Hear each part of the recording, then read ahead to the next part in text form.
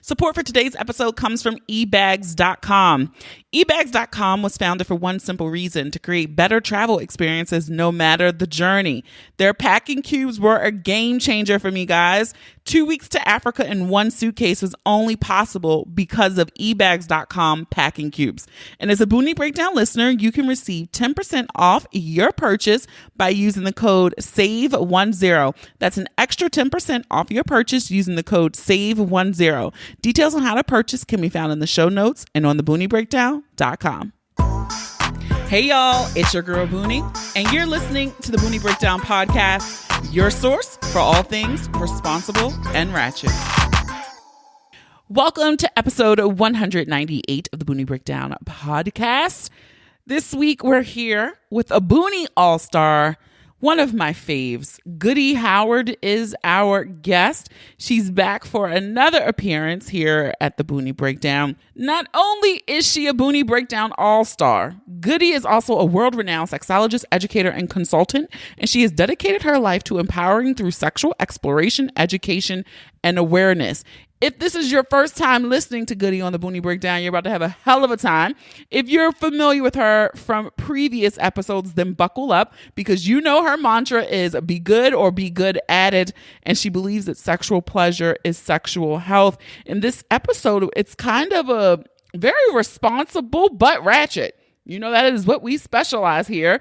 But she also gives very good tips for adults to talk to teens about sex. This is not just for parents. Everybody, the rich auntie, the rich uncle, whatever you may be, you have access to children in your life.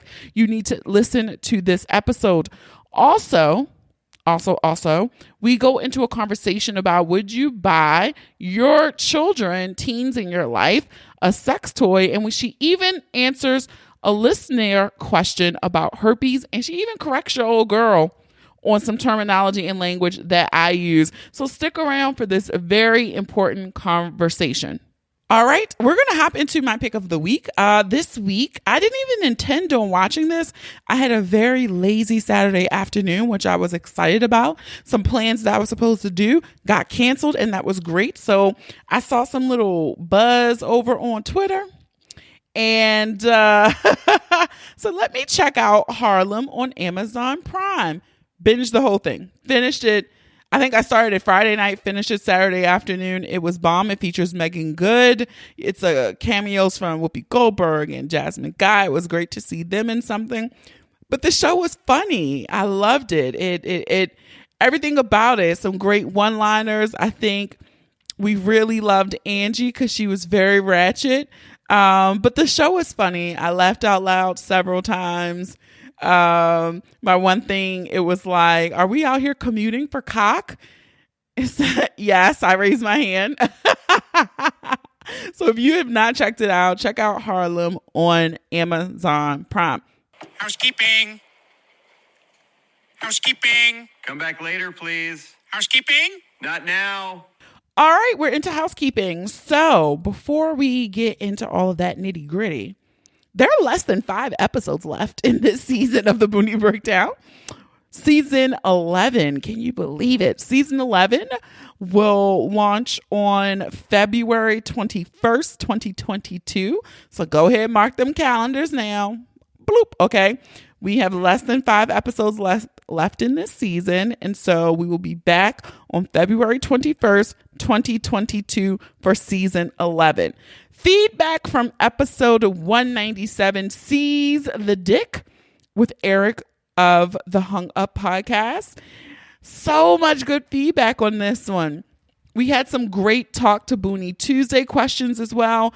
I got one comment and said, oh my God, Boonie, I've been waiting for this episode. I did not know that I needed this. You and Eric have really good chemistry, and I loved how he was able to answer and explore topics with you without being judgmental, and I even learned some things too. I had no idea what a verse was, so thank you for asking. You always get to the nitty gritty.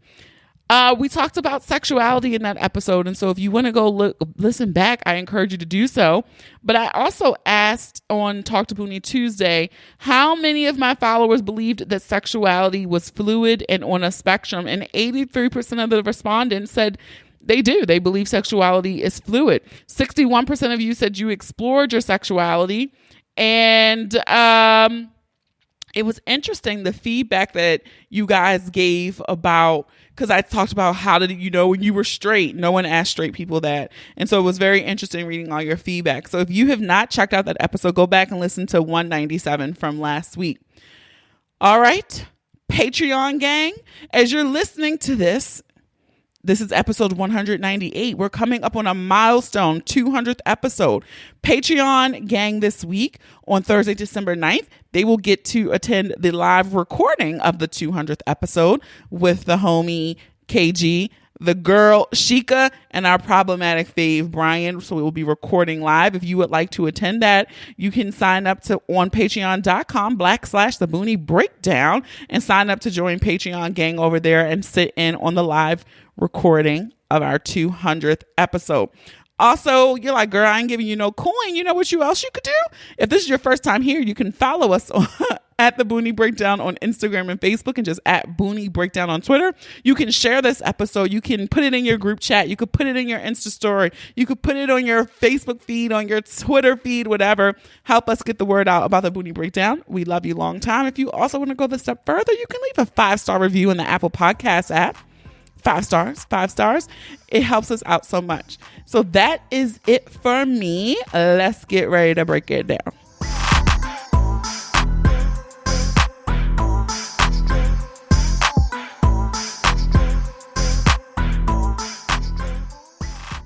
Hey guys, it's your girl Boonie. And look, I'm excited because if you guys recall, for season 10, I've been bringing back people I've been calling Boonie All-Stars. And so this week, our guest is none other than Goody Howard.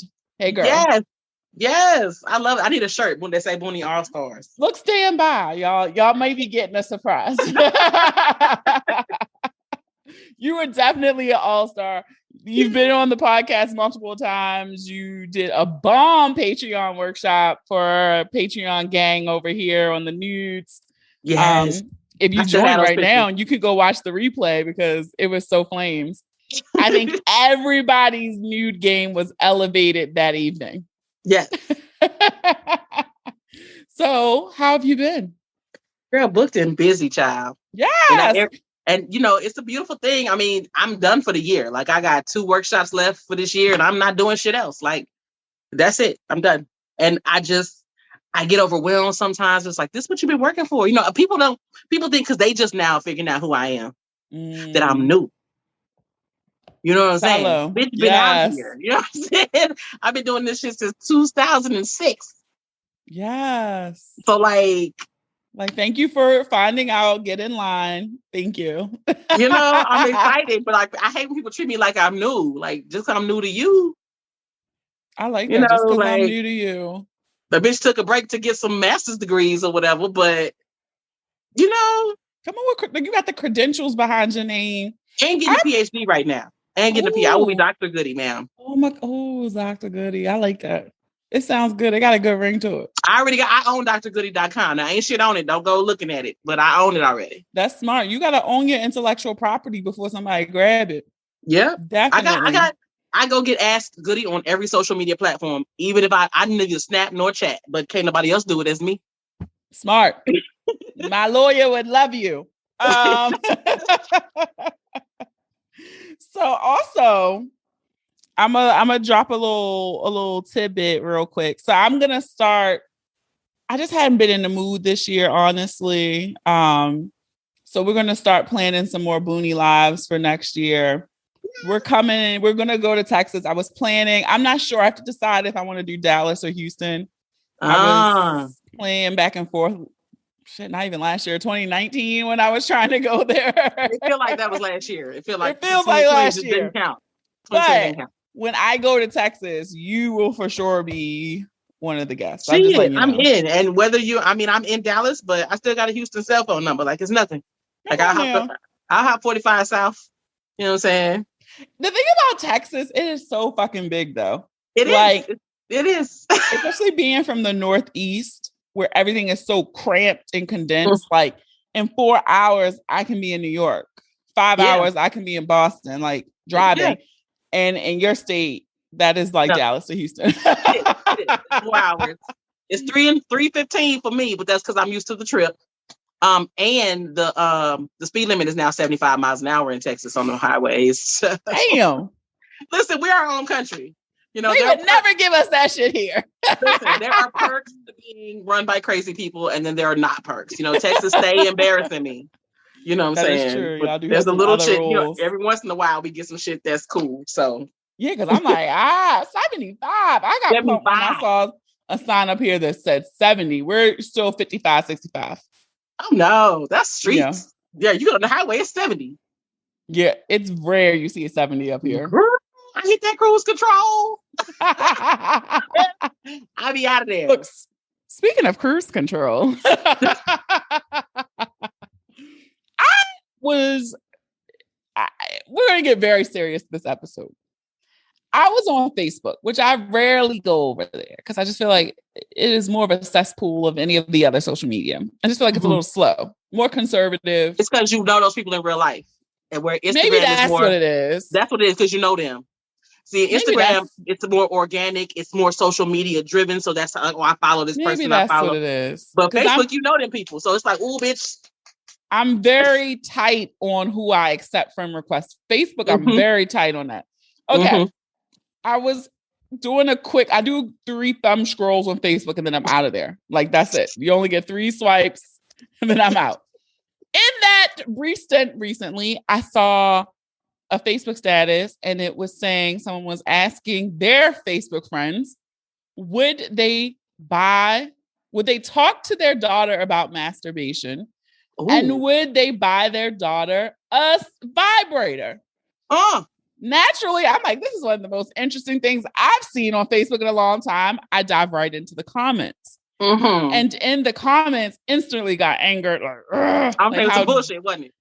Complete bullshit, okay? Like, to the point where it was misogynistic. It was full of the patriarchy crap that we all have to deal with. The respectability politics. Respectability. The body shaming. The slut shaming. All of it was there. I then saw one comment that was a glimmer of hope.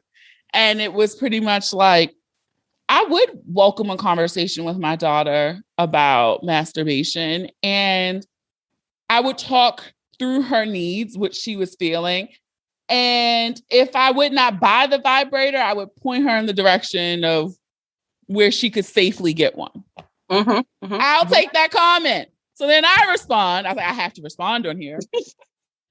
I was like, of course I would talk to my daughter about masturbation. And of course I would buy my daughter a vibrator. So you're the sexologist with all of the credentials we just heard, about to become Dr. Goody. Yes. Help us break this down. We're going to start with the masturbation part. Okay, so go ahead. Is it appropriate, and how can parents talk to their teenagers about, or younger, about masturbation?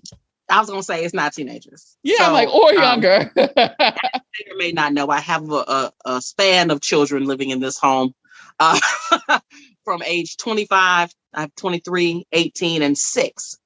And so I have a great expansion of experiences. And so the 6-year-old, when she was 4, would like sit down on the couch and like wiggle and like sit on people and like wiggle. And I'm like, what are you doing? She said, I'm wiggling. I said, why? She said, because it feels good on my vulva. And I said, okay. Kudos to you for her knowing vulva. Okay, go ahead. I mean, we don't. That's no, Mr. Winkle, you're whatever. Yeah, none of that. Because, and one thing people, for y'all listening, if you have influence over children, teaching them the right names helps secure them against predatory practice. Because I had a friend who's a teacher, and her student came and said, my dad plays in my kitchen. And they had taught her that her vulva was her kitchen. So the little girl was trying to get help. And the teacher was just like, oh, that's so cute. The dad is spending time with his daughter in the kitchen. You can't do that. We can't afford as parents to not protect our children, and education is that protection. So if she knows that that's her vulva and she goes to her teacher and goes, my dad's playing with my vulva, then the teacher knows, be like, holy fuck. Oh, right. Bells and motherfucking whistles, right? Yeah. Ain't nobody blinking an eye at kitchen. And so what you're doing, if you don't teach your children the right names, which starts at potty training, if not before, is you're allowing them to be open prey without even knowing it. right? So the masturbation conversation, or even just, it looks different at different age groups. And so I think that's a big thing that people get twisted, is that masturbation doesn't look the same. You age appropriate, right? So I like my that you 4-year-old said that. Yeah, because so everyone's gonna expect a boy to be jacking off. and it's not, Yes. so it's so with the 4-year-old, she was like, it feels good on my vulva. And so I said, okay, well, sweetheart, it's okay, if something feels good to your vulva, but that's private time, and you can wiggle in your room. I said, but you don't wiggle on people. You don't sit in people's laps and wiggle on them. I said, you don't have consent, and that's a boundary. And so she understands we don't cross other people's boundaries. People don't cross my boundaries. She understands that her no has power at 4. She's 6 now, so it looks a little different. But you have to have the conversation in the language that they can understand that's accessible for that age group. So it's not one conversation. It's a conversation that changes and follows them, just like math. You don't get taught math one time. Facts. You get taught the principles of math, the 1 + 1, the 1 - 1, the 1 × 1, and the 1 / 1. And then every year they add to what you already know. That's what comprehensive sex education looks like. So knowing their body parts, knowing that if something feels good, so there's safe touch, unsafe touch, right? Healthy touch, pleasurable touch, all of that. They can understand that they can provide pleasure for themselves, but it's not anybody else's job to at 6. Right? They can understand nobody should be touching my butt. Nobody should be touching my vulva or my penis. They can understand that at 6. Okay. And so the conversation around pleasure is dick shaped for the world. But I guarantee you, mothers of sons, because I have 2 boys and 2 girls, mothers of sons are having these conversations as soon as they start taking showers that are too long. As soon as you notice the socks and washcloths disappearing at alarming rates, right? You're going through lotion at record speed, right? You start to, I need to have a conversation. Or his daddy or uncle or pop or somebody need to come holler at this motherfucker, right? But we don't have that conversation with our girls. We don't. And that's the thing that was really upsetting to me on that thread was you saw that bullshit in their direction. Oh no, I would never speak to my daughter about this. And then in the same next sentence, they'll be like, but when my son started masturbating, I brought him the lotion that he wanted. Well, then buy your daughter the vibrator that she wants. And so the conversation around self-pleasure looks different for different genders, for different genitals. If your child is gay or straight or trans, all that shit looks different because parents assume that their kids are straight and cisgender. Okay. So there's that. But we talk to our sons differently. And even with buying your son the right lotion, you're still fucking it up because lube is not lotion. And it's designed to absorb into the body. And you need lubricant because that's designed to sit outside the body. They can damage their penis. They can bruise the blood vessels. They can bruise the blood vessels in their penis or their clitoris. That's going to impact their erection quality, therefore impact their pleasure. Right? So get them lube. Right? If you have a child with a penis, when y'all start talking about masturbation at like 10, 11 years old, that's when you need to start talking specifically about masturbation. And for a boy, it's 10, 11 years old. Girls too. I would say girls around 9, 10. But if they have a penis, teach them about condoms at the same time you're talking about masturbation. And teach your child with a penis to masturbate with a condom on. Because what's going to happen is you're going to shift the culture forward. You're welcome. Because they start to associate condom use and pleasure, for one. Because the main complaint is, it don't feel the same. But if all you know is condoms, you ain't tripping. Yeah. My 6-year-old's in 1st grade. All she know is masks to school. She started kindergarten in a pandemic. All she know is maskis. That's what she call them. The plural of mask is maskis. So she don't know no different. It's the kids that's been in school are tripping, but the kids that just knew, they don't know. So if you start them off, that's all they know. So they associate pleasure and condom use. They get better at putting them on quickly, right? And it's a quicker cleanup because now you know where all your socks and shit and you saving your washcloths. Yeah. And I do think I want to point out too, because you just said about, teaching your children. I have no children, but I do have teenagers, young women who look to me as a mentor and confide in me. And so even if you playing rich auntie, cool uncle, this is helpful information to know. That's why I say if you have access to kids, because parents We want to be I am my kid's sex ed source, but that's a different life, right? You have a but we very be different relationship than most. very different. And we want to be our primary sex education portal for our children, but sometimes we don't have that capacity. Mm-hmm. Sometimes we don't know what the fuck we talking about. Sometimes we're centering ourselves in a conversation that ain't got shit to do with us. So with your kids that have a penis, if you have influence over children that have a penis, get them condoms. Like just buy them or go to the free clinic and just get the whole bag of, and just give them lube every get them lube like once a month. Just some little water base. Just re-up. If they're not using it, they'll just have a lifetime supply. If they are using it, they'll be grateful. For people with vulvas, if you have children that have vulvas, talk to them around 9-10 years old about their vulvas and how to please, like what that looks like for them, what pleasure looks like for them. We don't talk to little girls about masturbation, but I guarantee you every woman knows something about masturbation. How did we learn it? You know what I'm saying? The wrong way is how we learned it. And by your daughter. I'm like, it's also why, because no one had that conversation with me, right? But I can say that, in hindsight, as I began to explore my pleasure needs and figure out what I liked as an adult, I looked back at what did you say your daughter called the Wiggles? When I thought about it, I was like, oh my God, it was a young age where I wasn't masturbating, but I was doing something to make, because it felt good. It may not get to the point of orgasm or any of that, but you were entertaining yourself, basically. Yeah, right? Like it felt good. We don't also people with vulvas that identify as women, we are socialized that our sex is something that we maintain for our partner's pleasure, not our own.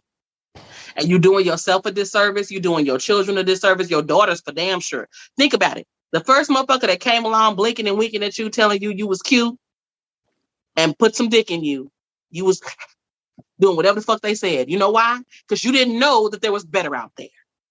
You didn't know what pleasure looked like for you, because nobody taught you about masturbation. Nobody taught you about orgasm. Nobody taught you about it's supposed to feel good. Yeah. And nobody talked to you about that as a woman or as a person with a vulva. Y'all didn't get that conversation. And I laugh because I will look back and say, like, I always give my mom a lot of credit because she did not shy away from that conversation. But of course, back in 90, whatever it was, the late 90s, that conversation wasn't as progressive as it is today. Right. So she did not tell me not to have sex. It was just like, well, when you choose to start having sex, make sure you do a condom, make sure you do this. But it still was nothing around, oh, it feels good. Oh, you should have pleasure. Like, it was like, protect yourself. Don't get pregnant, don't get a disease. And it's with a boy. Yeah. You're making 3 assumptions right now. Yeah. I might not even like boys, or I might like boys because straight women should know that sexuality orientation is not a choice, because these men are underwhelming as fuck. And so for us to keep choosing men consistently, you know what I'm saying? I have an amazing partner, but he is very much a needle in the haystack. As fuck. You're right. You know what I'm saying? I literally said this in an episode with this week's episode. It might be last week's by the time y'all listen to this. But I literally said that. Like, God snapped when he made dick because these niggas is broken. He knew something. And I still be like, give me that. And I honestly, I feel like God is a woman. Because if we're going to personify, because God is energy, right? But if we're going to personify, I think God is a woman, because God knew that these creatures that they made first was lackluster. So they had to give them something to make the fairer sex, right? The more intelligent, because I think man is the beta test, right? And then woman was created second as fixing all the bugs in the beta test. And so I think I have I was on the edible when I had this theory, but I think that's really what God did with the rib was made dick. I don't think man had dick. God used the rib as dick because that's how man provides value to woman. Might have something there. And also, I think if we personify God in the Bible, we say God is a woman because we're going to say, okay, God came down and fucked the virgin and gave her a baby, or just gave her a baby. No, if God is a woman, God saw Mary and went, you know what, sis? I see good in you. Hold this for me. Right? Look at you. Your edible was talking to you that night. No, that was a sober thought, actually. But I'm saying, my husband says that certifications and degrees are one of my love languages, and I do have a sex positive Christianity love certification. But no, like seriously, I think if we repersonify God as a woman, it changes our entire shit. Well, they ain't gonna let that happen. It's not gonna happen because patriarchy. But I'm just saying. Yeah, But if we're talking about masturbation in our children, we need to talk to our sons about lubricant. We need to talk to our daughters about lubricant. We need to talk to our daughters about the vulva and what it looks like, and the clitoris and the urethra. There are women that don't know what their vulvas look like that are grown as fuck. Why, as a child, didn't we get that conversation? Why do I have actual clients that thought that we pee out the tip of our clit like men pee out the tip of their dick? I wish if you're on Patreon, you can see my face. That is so upsetting. I must say, I'm thankful for my natural Sagittarius curiosity. It was at a very young age. It's so funny. My great aunt Rosalie, God rest her soul, she had these beautiful hand mirrors. Like, you know how in Victorian days, the women had that little hand mirror on the vein. So I still have one of hers to this day because I'm a pack rat, right? But I remember being at her house like, oh my God, this is it was just a light bulb clicks, like a mirror in my hand, huh? And I remember doing it nope, I gotta see what it looked like. and that's beautiful that you had the curiosity and not that fear, right? And we're always taught to keep I'm from the South. I'm from Dallas, Texas. Texas is the buckle of the Bible Belt. And we were always taught to keep your dress tail down and your head held high, right? So you don't look under your dress tail, you keep it down. Yeah. So we didn't get that. And so when we talk to our daughters about self-pleasure and what pleasure looks like and how it should include pleasure and it should feel good when you're with a partner, that we also need to talk about lubrication. We also need to talk about, and we talk about vibrators. If you're going to buy your child a sex toy, we're assuming that it's a big old dick-shaped vibrator. It don't have to be. That's how I know people have very antiquated beliefs about sex toys. You could get a bullet. Thrust, this is it could be this. Yeah, it could be a little bullet. A little rechargeable, waterproof bullet. My thought process around a bullet is that it's so versatile, right? You get a beginner one with a cord because they can use it on their clit. They can put it inside the vulva. They can explore and play with it. And it doesn't have to be something that's scary. If you get them a big old dick-shaped vibrator or a rabbit or some shit. I wouldn't have used that at 14, right? What are you saying to me? This is nuts. You know what I'm saying? Yeah. So, but baby step them into it. And similarly, when people say, oh, my kids know I have an open door policy. I told my kids when they're ready for sex, just let me know. We'll go buy condoms. They're not going to let you know. Just have the condoms out. Like a candy dish back in the day, we had a candy dish. Make a condom dish. Just put it out.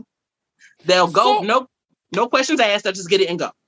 So I have another question for you because I was having this conversation with some friends and I was just kind of taking a pulse because I was thinking back to all of the places that I had sex as a teenager. And I lost my virginity fairly late, as air quotes. I was 17. Oh yeah, you was late. Yeah, I would. Yeah, so I was everything but up until then. But every hole but the holy hole. Yeah. It was 17 when a dick went in my pussy. So I was sucking dick at 17. I ain't gonna front. So I ended up marrying him, but still. There you go. Now. We divorced now though. But I thought about at the time, my boyfriend and I at the time sneaking in the living room at my grandmother's house while they're in the dining room, at the harbor, in the movies, and if you do that stuff now, you can be classified as a sex offender. So I was just thinking how, because in my mind, this makes sense. Again, I'm not a parent, but I was like, I would like to figure out a way that I could tell my kid, I want you to safely be able to have sex once you start having sex. I don't want you sneaking around in a Burger King bathroom. Now, that's just something you were trying to do to get your rocks off. Right. But I felt like that was the only place we could. Yeah, it's very clandestine. It's very much when I used to work at Subway, I had sex in the walk-in at Subway, in the walk-in refrigerator. I had sex in the slide at the McDonald's Playland. This is dead ass you gonna get a sex offender registry type shit. So it is Playland. Yes, it's so dangerous nowadays. I definitely did it on a playground one time too. And so in the car, that's if you're parked in a parking lot in the middle of the night and there are no kids, that's still sex offender, right? It's still sex offender registry. So what I do because I have older children as well, I made sure that they're aware of the current laws. I told my 25-year-old, don't even be in front of my house parked with no little boy, no little girl, no nothing, because she like both. So don't be out front parked with a person. Bitch, go. If you got a job, they got a job. Get a room, do something. Because I don't even want y'all just talking in front of my house because that's loitering. And one thing lead to another and some shit wasn't playing, and now you in the back seat, not the front seat. No, ma'am. Been there too. And right. And I said, listen, because no one plans, right? And I said, please know if you get arrested for that bullshit, for any bullshit, I'm the parent that'll leave you in there. Yeah. So it's just like, is there a way to be sex positive in your parenting that you can say, look, I don't want you in here busting it open every fucking day, but some parents are sex positive to the extent that they allow their children to fuck in their home. I am not that parent. Both my kids have jobs. The older kids, they all have jobs, and we don't make them pay bills here because my bills are the same whether you live here or not. And I want you to be able to stack your paper so when you move out, you can stay out. So to break that generational curse, we don't require them to pay bills here. They do have to pay their own cell phone bills because they use that motherfucker. That's fair. Right? But other than that, my bills are the same whether you live here or not. So you have money for a room. Damn. Go do that shit because you're not going to do it here. Ain't nobody fucking in my house but me. But financial responsibility, you have money to go you have safely vehicles. Do it. All my kids have cars because mommy, daddy bought cars. Okay. Take the free car that you fucking have. Drive it to the hotel and use your money because you ain't got no bills to pay your fucking, you know what I'm saying? I mean, but there are some parents that will allow their children to fuck in their home. And sex positive parenting looks different. Yeah, because I'm the one that's like, if you want to do it, this is, you want to play these grown people games, be grown. That's fair. Because in my mind, I'm just like, is there a way that can happen? Because it's like, I don't. Absolutely. They could be like, hey, mom, I want to have, Josh over tomorrow. Is it cool if we watch movies in my room? Right. And then, the good wink, wink. Right. And then the mom goes, oh, yeah, no, that's fine. But he needs to be gone by midnight. Like, I would love to be that cool. I'm not that fucking cool. But I don't think I could. I ain't there yet. I'm not there yet. And I buy my kids condoms. I buy my kids sex toys. You know what I'm saying? Like, they know what mommy does for a living. I buy them, whatever they ask for. They say, oh, when the rolls came out, my stepdaughter was like, so, you know what I'm saying? She was like, so I give it to them at cost. They still got to pay cost though. It's a business. You ain't too far gone to see that shit. You know what I'm saying? But I mean, like, even with your kids with penises, get them a pocket pussy so they know there's something different than they hands. So my thought process behind getting my male children pocket pussies was that they all have tootsies, and the thought process was, I'm trying to prepare you for success. Right? When you decide to make that decision, mother. You know what I'm saying? Because as women, we don't understand the pressure that boys are under to perform well as well. Girls are under pressure to not make sure your pussy don't stink, make sure you clean, make sure you can, ride dick or whatever they expect us to be able to do at that age, whatever. But boys have performance anxiety as well. Your dick got to be a certain size, and you got to be able to have stamina. Don't want no 1 minute man. But if all you've had is your hand is not going to prepare you for some pussy or some ass or whatever you get, or some mouth. You know what I'm saying? So yes, they have pocket pussies because I think it's important for them to understand what pleasure looks like around the spectrum. Not just their hand. That's not preparing them for success. The condoms is preparing them for success. Because condoms are cheaper than prescriptions and child support. Bingo. And who ain't trying to be a grandmother at 41 is me. Look, I was telling somebody the other day, these children have it easy today because Plan B, when that shit hit, it was hard to get Plan B. First of all, you had to get a prescription first. Mm-hmm. Then second, when you didn't need the prescription, you still had to get it through the pharmacist. Now that shit is next to the condoms, next to the tampons. You can get it on Amazon. You can get it for free. But my issue is that they don't. I was like, so for the big bitches, because big bitches be fucking. I've been fat almost my whole life, right? Even when I wasn't fat, I was still thick. And it's the weight limit on that shit that they don't tell you about. They don't. And I will just say, I bless the almighty gods because I have used Plan B a couple times and I ain't never been skinty under that 165 limit. And the Lord has blessed me. Let me get to one something. Let me get to one something. Y'all, you already can't tell me shit. You already can't tell me shit. let me get to 199, bitch. It's over for these hoes. Wonderland. And I, you know what? I feel bad because like we always say it's over for them hoes. I wonder who those hoes are, who is always over for. But it's over for them hoes, whoever they are. Because I'm already trying to get down. I'm trying to get down to 220 so I can get this BBL. Don't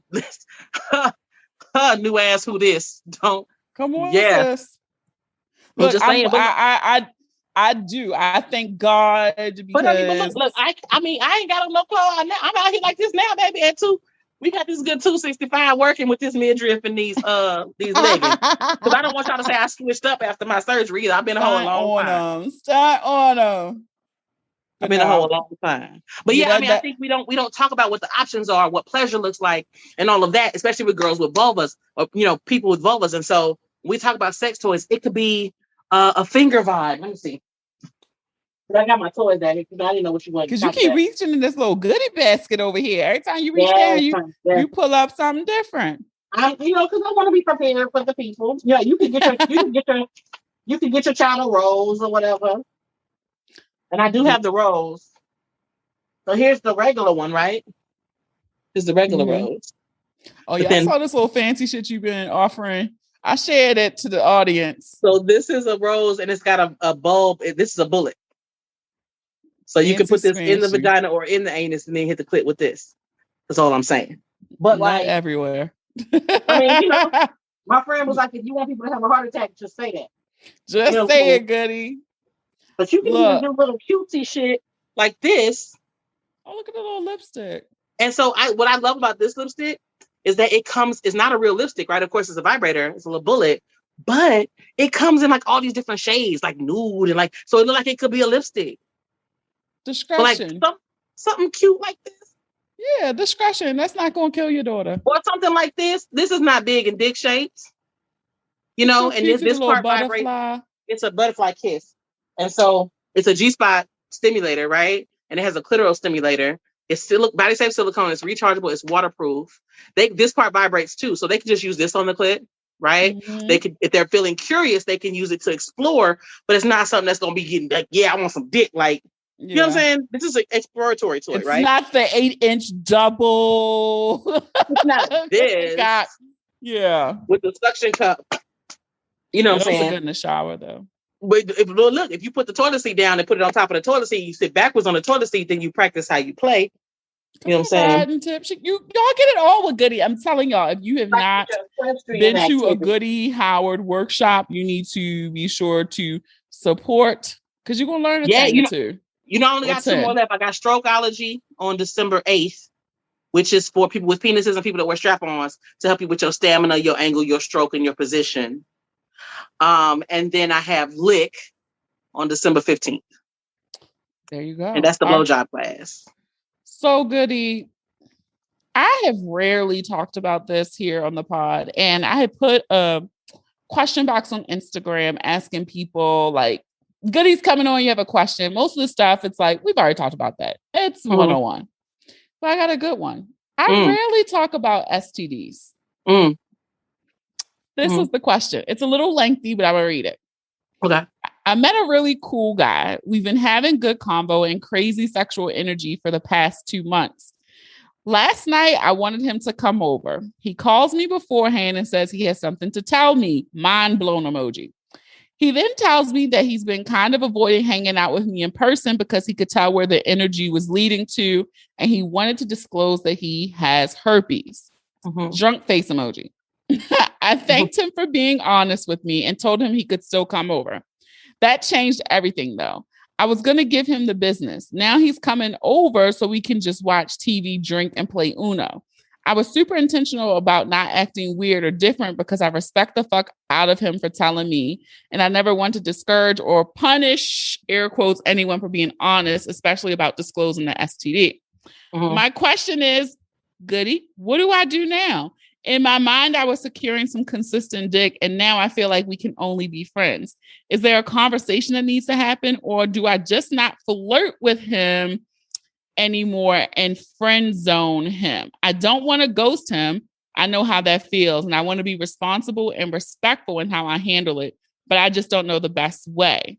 Outside of what I learned 20 years ago in middle school and high school about herpes, that's all I know. I'm very ignorant and I don't know anything. So, of course, Google has me thinking our kisses from a month ago are somehow going to affect me.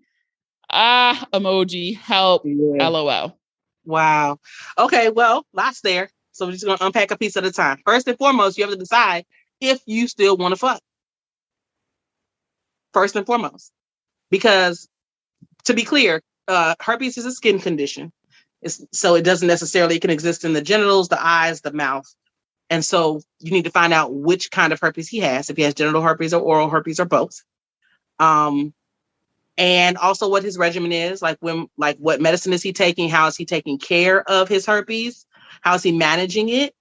And then when his last outbreak was. And then find out, like, does he know when outbreaks are coming and things like that? Like, how in touch is he with his own body that he knows when he may be at a higher possibility to pass the STI to you? Okay. But in real life, though, in real ass life, condoms don't protect against herpes anyway. So I'm sure you've been fucking people raw that you didn't think had herpes or they didn't tell you. And if you fucking somebody with a condom on and they have an outbreak around the testicles or labia or inner upper thigh, you can still acquire herpes. So just know that you're not necessarily at any higher risk of herpes acquisition if you're using a condom with this person. As long as acquisition. I mean, I do have a master's of public health. Okay. Yes, I'm like, come on, terminology. But yeah, you're not necessarily at higher risk, but the conversation you need to have first is with yourself. Is this a problem for you? Are you if you are concerned about acquiring herpes, is that you don't want to fuck him no more? If you don't want to fuck him no more, thank him for his honesty, and then you be honest and say, you know what, I really like you, but this is too much for me. I can't handle this, and I am so sorry because I really like you, but I cannot. This is too much for me right now, right? And leave it alone. Ain't no friend zone. That's torture. Why would you do that to yourself and to him? Yeah, because you gonna want to fuck. You gonna want to fuck, and it's not cool for him either for you to put him in limbo because you want some shit. He gave you the information you need to decide if you want to fuck with him or not. Yeah. Right? So have the conversation with yourself first. If you decide, you know what, herpes is very common. And so it's not gonna kill you. So it's not like it's manageable. Honestly, HIV is manageable now too. It's not a death sentence anymore either. So just think about your public health perspective and how you feel about herpes in and of itself. Because I know we see all like the nasty bumped up, pussed up pictures and the mouths and the lips and the genitals of people that have basically donated pictures of their genitals to science. They are the people that are no longer having sex with those organs. Okay. So don't get lulled into a false sense of security that if you don't see a bump or an outbreak or what have you, that this person is clean, because that's stigma language for one, or that this person is not living with a chronic STI. Just because their genitals look a certain way or don't look a certain way doesn't mean they are or are not living with an STI. But have the conversation with yourself and then have the conversation with him of what type of herpes does he have? How long you don't even know how he acquired it. It doesn't fucking matter. It don't. Just like with HIV, it doesn't matter if somebody acquired it, they have it now. What the fuck you gonna do, right?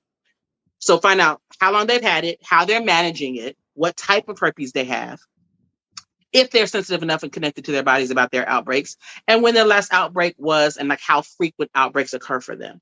Just like HIV, you can get to a level of viral load in your body where you're undetectable, which also means untransmittable.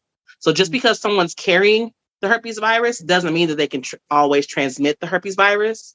And they're most able to transmit it during an outbreak, like right before the outbreak and during.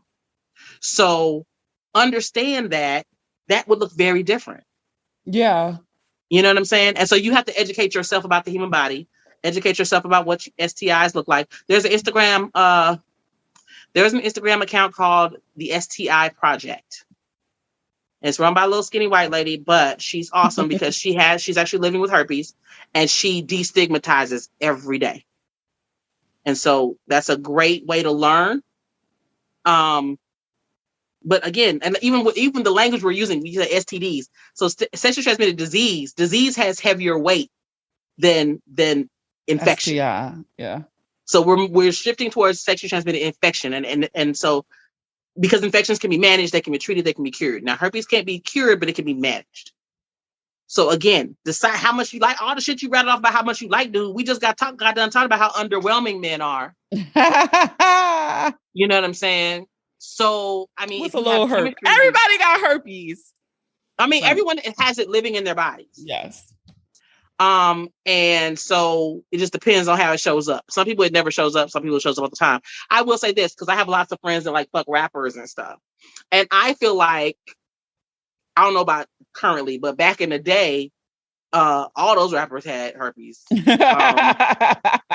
got herpes, and they all fucking the same bitches, so they all have herpes. Like I just decided. Like didn't that come out about Usher? The girl was like, Usher, he gave me herpes.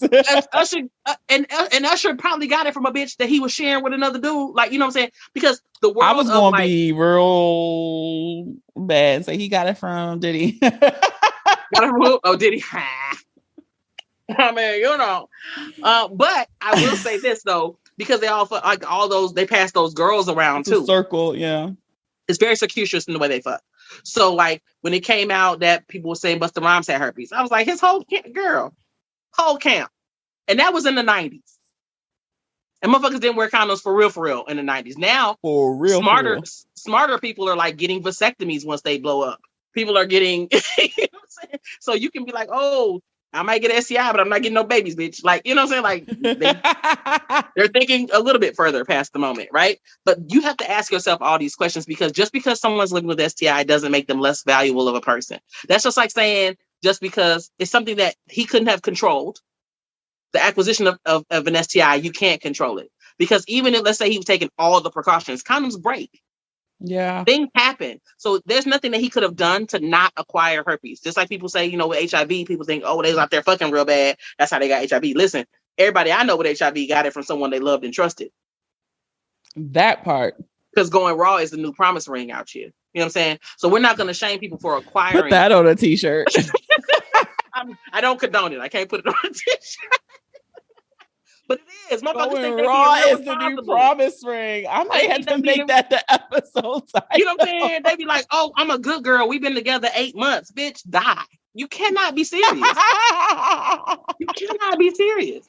That's not the new promise ring. See, it's like, tighten up. So when we talk about this, we have to be mindful of what we really saying. Mm-hmm. So, and even with oral sex on genitals or someone that has herpes, look different. You can suck a dick from a dude, the person that has the dick may be living with herpes, but they between outbreaks or whatever the case may be, you can suck it raw if you want to. You can put a flavored condom on it if you want to. There's lots of different things you can do. You know what I'm saying? And you have to be open to that. But someone cannot, the only way you can control whether or not you acquire an STI is if you're not fucking at all. I'm talking about not kissing, not sucking no dick, not eating no pussy, not hunching, nothing. Because you can contract herpes from hunching if y'all both naked. So, you know what I'm saying? So we can't judge people based. I'm just saying, you can't judge people based on their on their stats. Because they can't control that. If that's the case, you can be judging people because they fat. I ain't fucking with nobody fat. You got more control of whether or not you fat over than whether or not you got herpes. Let me tell you something. Sex be feeling so good, but when you be having conversations like this, you be like, "Is it worth it?" Listen, I'm gonna tell you, I love condoms though. Like, and I'm married as fuck. I love condoms. Barker scratch. Okay, so you still be fucking with condoms? Come on, skin. Now I don't fuck with condoms all the time because my husband was like, I didn't get married for that. But but I convinced him we have sex with condoms more often than not. Because like when you have raw sex, like you be leaking if they pull out game trash, and you know he ain't get married to pull out either. So now I'm leaking for 2-3 days. My pH is fucked up. I'm not happy. You come and get up and take a shower. Now I'm stuck with the remnants. For what? For what? You know what I'm saying? So I don't like that. And so I told him we would have more sex if we had condom sex. And we can have sex in the morning. I can get up and go just like you because it's a quicker cleanup because it's in the condom. And I get more strokes when it's a condom. right? So I got Run these moisture. benefits down. Bitches, are y'all listening? Because You know what I'm saying? Skin and the lifestyle skin condom is so super thin. You know what I'm It saying? It's is made out of polyisoprene. You can feel the warmth of that dick. You can feel it's a every Boonie vein. approved. It's Boonie You know what I'm approved. saying? You can feel every vein, every ridge. Like I put so many of my previous partners onto these skin condoms. They still use them with the bitches they fucking now. Yeah, those are Boonie approved for sure. You're like, oh, that's a good ass condom. I know, right? You know what I'm saying? Like it's a really, really dope condom. And so again, say I can relax a little bit differently because I know I'm not gonna be smelling like aquarium for 2 days. Goody, good night. You can't be a sex educator walking around smelling like a filter fish. It's not okay. And I tell you, I'm not gonna be out here like SeaWorld. What the fuck is wrong? That's off brand, boo. That is off brand. That is off brand, and this is why you're one of my faves and a Boonie all star. Because like, who's gonna do that? So like so we do have condom sex more often than not. And then every once in a while, I'd be like, but like your pullout game got to be better because fam, that's still a concern. Still a concern. I'm not happy about that shit. You know what I'm saying? But it is what it is. But I think that when like I said, with condoms, if you teach your people with penises how to use condoms early, that's what they are. That's what they know. You know what I'm saying? And young ladies shouldn't be, if you got a vulva, you shouldn't be talking nobody out of a condom. For sure. You know what I'm saying? Even though they're an NBA player, or they're a rapper, or whatever, that don't mean shit. That shit is fly by night. That player get hurt, you ain't gonna get no child support because he working at Wendy's. Soft break, nigga. Right. Looking ass. No. A motherfucking rapper get canceled. Then what? Tough break. Because motherfuckers out here liking women and they like pussy, not women. So where you at? Where you at? Don't bank on that. Don't let your child be your 401k plan. Okay, bitch. Learn a skill. Shots. Bing bing. Okay.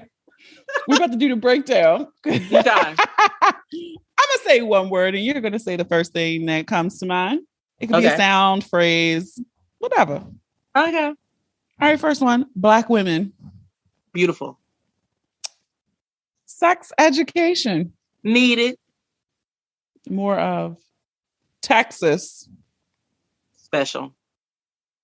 Mouth. Pleasure. Vagina. Squirting. Money.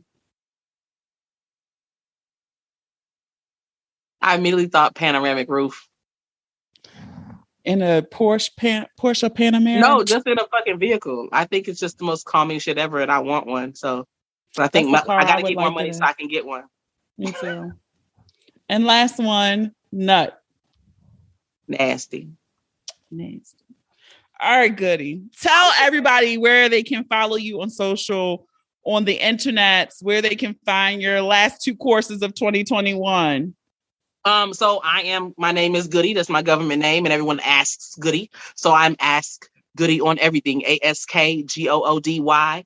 On Instagram, Twitter, Pinterest, LinkedIn, YouTube, Home Shopping Network, Amazon. And my website is askgoody.com. The email is askgoody@gmail.com. Like, come on, branding. You know what I'm saying? Even though like people are like, oh, you need a website for you need info at Ask Goody. No, the fuck I don't. That's just another mailbox for me to ignore. Yeah, Ask Goody at Gmail. Yeah, that Gmail worked just fine. All right. Be sure to follow Goody. Goody, thank you so much. As always, you're amazing. Thank you. You had some good questions for the kids this time. We ain't fuck around. Let me switch it up on her. I appreciate that because I don't get to stretch my muscles in that way. Like everybody want to talk about the same 3 things or like, you know what I'm saying? So I appreciate you giving me an opportunity to like actually be a sexologist and utilize the bigger picture shit that I do. Yes, it's much needed because that conversation really enraged me seeing it. And I'm like, oh. It comes back around every couple of years. And of course I get tagged in it 85 times. And that's why I do a sex toy story is what I call it. And so people that have never had a sex toy before, they can book me for a one-on-one consult and we discuss like what kind of pleasure they like and all of that. And I suggest like 3 toys at different price points that kind of meet those needs. And then a portion of their fee that they pay for the one-on-one can go toward a sex toy on the site. Oh, nice. Look, there you So go. it's like, yeah, so like if you don't want to talk to your kids, they have to be at least 17 because 17 is the age of consent in the state. So they have to be at least 17 years of age. But if you don't want to talk to them about it, or you're interested in getting a sex toy for your child, maybe for the holidays or what have you, if they're at least 17, I can have a conversation with them. If they're not 17, you have to make the appointment and you have to be in the Zoom room with us. Also, if you're curious about more sex positive parenting tips, follow Sex Positive Families on Instagram. Sex Positive Families has all kind of workshops and workbooks and handouts and worksheets and shit to help you become a more sex positive parent so that you can then create a sex positive culture in your household for your children. And so if you're not trying to be a 41-year-old grandparent, that is where you need to go. Perfect. All right. Thanks, Goody. Of course. All right, that is it for this week's episode, guys. I want to thank our guest, Goody Howard, our Boonie All-Star. She's so fucking bomb. Be sure to support her. Be sure to check out her workshops. You can always learn something new to elevate your sex game, to sharpen those skills. Keep that muscle memory on, keep it guessing. All right. So be sure to support and check out her last few workshops of the year. Also be sure to support our sponsor, ebags.com. You can save 10% on your purchase using the code SAVE10. All right. The link is in the show notes and then the mooniebreakdown.com. And if you enjoyed this episode, I encourage you to listen and subscribe to the podcast on Apple Podcasts, Spotify, Amazon Music, Stitcher, Google Podcasts, iHeartRadio, YouTube, or any apps that you listen to your favorites on. Don't forget to leave those 5-star reviews too. You might just hear your review on the next episode. Follow us on all social media. Share the episode with those you love, those you don't love, those you fucking hate. I don't make these pretty images for nothing, okay? Have a dope ass week. Thank you for listening. And remember, the ratchet in me always honors the motherfucking ratchet in you. Namaste. Until next time.